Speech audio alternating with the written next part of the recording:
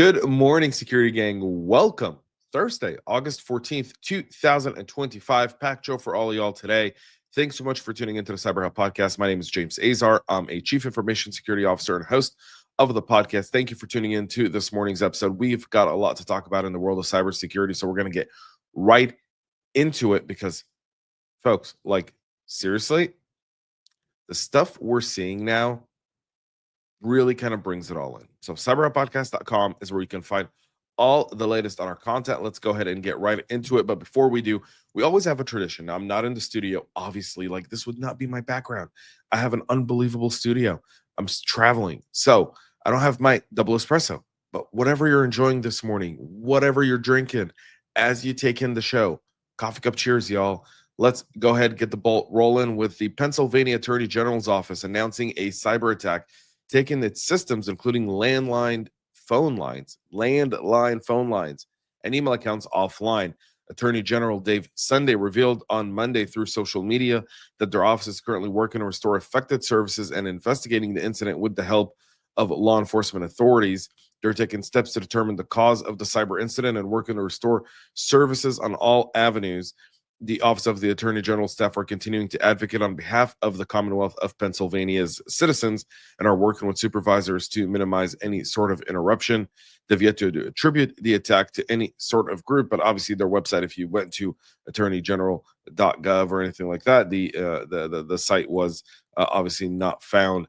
Although the attack vector is still unknown, Kevin Beaumont said about a month prior he found several public-facing Citrix NetScaler appliances on the Pennsylvania's AG networks were vulnerable to Citrix Bleed 2, which we talked about earlier this week, right? The Netherlands came out and said a bunch of our organizations were impacted by Citrix Bleed 2. Talked about it again a few days ago, also on the show, I think Monday and Tuesday back to back. This stuff is significant. According to Shodan scans shared by Beaumont, one of the two devices has been offline since July 29th, while the other was taken down on August 7th. Shadow Server Foundation reported over 3,300 Citrix NetScaler appliances were still vulnerable. We talked about that on yesterday's show. So all of this stuff kind of coming home to roost when you don't run an effective vulnerability management program to address major vulnerabilities in your environment like Citrix, which enables a lot of this. Speaking of attorney generals, the New York State Attorney General Letitia James announcing a lawsuit against Early Warning Services, that's the company behind Zelle, on Wednesday, claiming the company knew from the beginning that scammers were abusing the platform and didn't adopt basic safeguards to protect users. Now, for those who don't know what Zelle is, think of Cash App or Venmo. Zelle is kind of that, but only directly in your bank account. So you don't even with Cash App and all those other ones, you've got to kind of put in your debit card or credit card or ACH, and then it goes and it pulls money, and you got to transfer money from my savings account to my checking account to a checking account to a savings account. In Zelle, you can transfer money directly. It's a great payment system. It eclipsed $1 trillion in volume in 2024. Now, like all things financial, there are scammers and criminals who take advantage of them. The claims by the New York Attorney General is that they knew about it and just turned a blind eye and let consumers get taken. Now, they're going to have to prove that. There was a lawsuit that started with the Federal Consumer Financial Protection Bureau. And then in March, that kind of started during the last administration. And then in March, the lawsuit was abandoned, which was filed in December, since the Bureau was largely dismantled after President Trump was inaugurated in office. Now, the CFPB was, there to protect consumers, but customers of Bank of America, JP Morgan Chase, Wells Fargo lost more than $870 million over Zelle's 7 years existence due to failure to stop scammers. So it's a little, like a little bit over about 130 million a year is the number there for consumers, which is a big number, right? No one is taking away the efficacy of the victims of this specific scams. But the question is, what's the responsibility of the customer and the consumer? What's the responsibility of the bank? And what's the responsibility of the fintech company? Now, I largely think this is an overreach. And I'll say this specifically. I don't think this lawsuit will proceed And I think Zell fights this. And I think the reason they do that is because they're going to put one number in front of the jury. And that number in front of the jury is right here at the bottom. And I'm not going to get into the politics of it, but they say that had the New York State Attorney General actually conducted an investigation, they would have learned that more than 99.95% of all Zelle transactions are completed without any scam or fraud, meaning 0.05% of all Zelle transactions are fraud. And in any world where that's the number, it's hard to say you're negligent. It's really, really hard to say you're negligent, because is your expectation perfection? Because perfection does not exist. So company has not followed up to any questions or anything outside of that, outside of this statement here. And the spokesperson saying like the Attorney General didn't even conduct an investigation. They pretty much picked up the CFPB's lawsuit that was essentially dismissed and taking it on maybe for a political stunt. Either way, there's that their numbers don't lie, but politicians do. So just keep that in mind. Zoom and Xerox are now addressing critical security flaws in the Zoom clients for Windows and FreeFlow Core that could allow privilege escalation and remote code execution there as well. All right, so the vulnerabilities impacting Zoom clients for Windows, it's already being tracked as CVE 2025-49 or 457. It's got a CVSS score of 9.6, and it's related to a case of untrusted search path that could pave the way for privilege escalation. The untrusted search path in certain Zoom clients for Windows may allow an unauthenticated user to conduct an escalation of privilege via network access. The issue, reported by its own offensive security team, affects Zoom Workplace for Windows versions before 6.3.10, and it's essentially across all of its Windows stack. So you want to make sure you get this patched up. This also comes as Xerox FreeFlow Core, the most severe of which is reporting multiple vulnerabilities. One is the remote code execution. The issues have been addressed in versions 8.0.4. Two CVEs assigned to the CVEs 2025-8355 and 8356.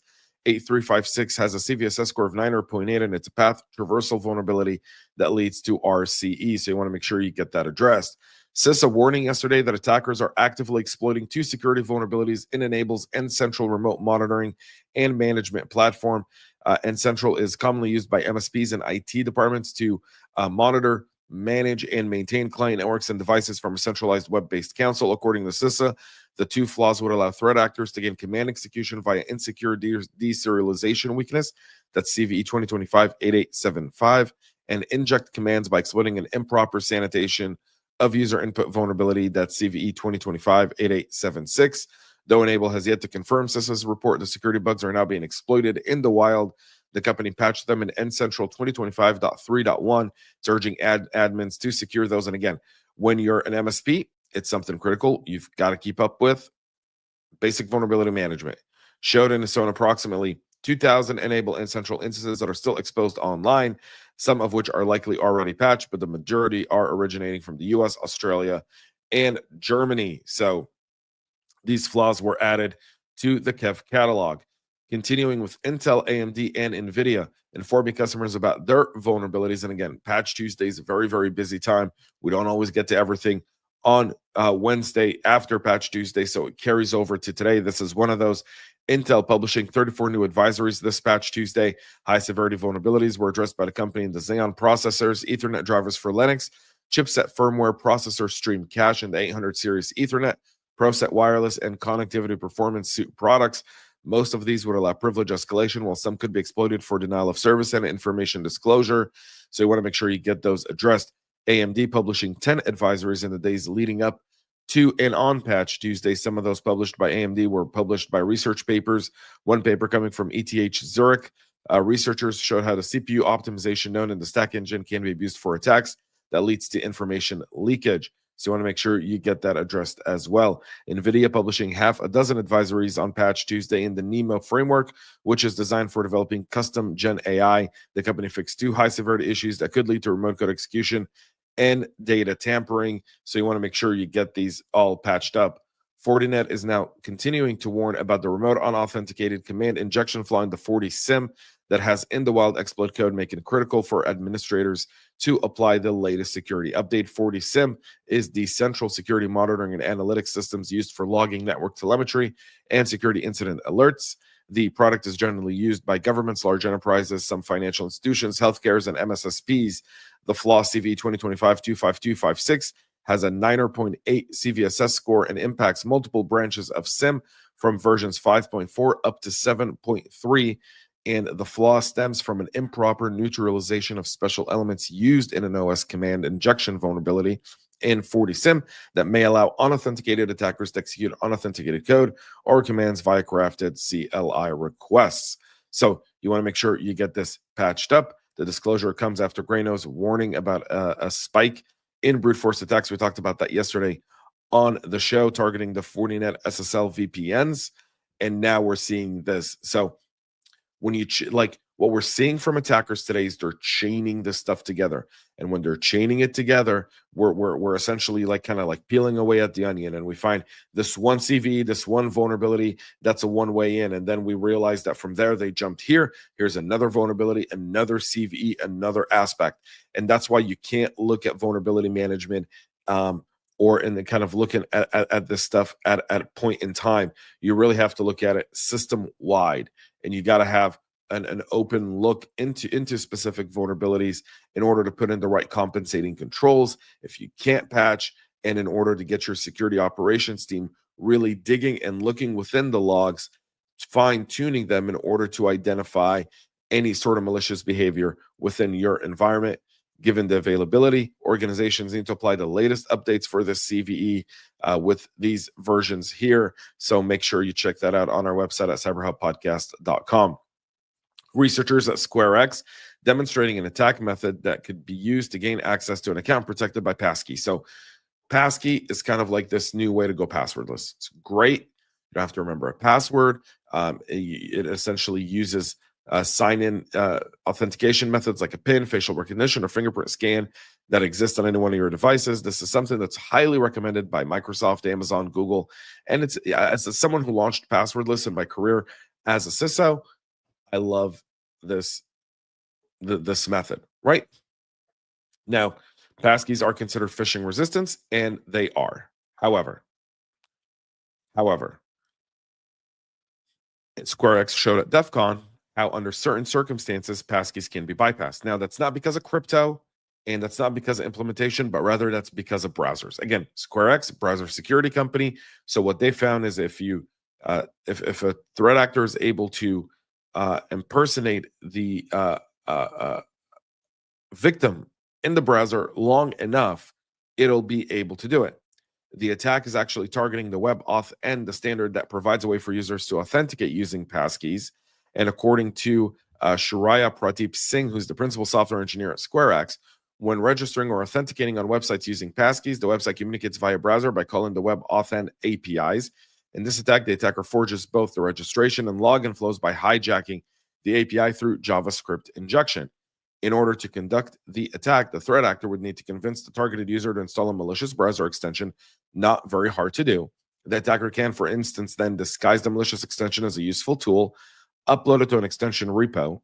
The client-side vulnerability on the targeted website, such as a cross-site scripting bug that would allow JavaScript injection, could be exploited to carry out the attack. And again, it doesn't mean that passkeys aren't safe. It just means that if you're deploying passkey, you also have to make sure that you're really locking down your browser security as well and taking control of your extensions. That's essentially what they found there.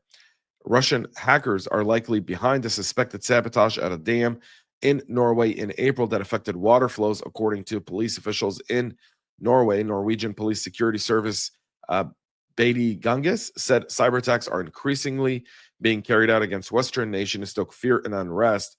There were more than 70 incidents plotted on a map tracking a campaign of disruptions across Europe blamed on Russia.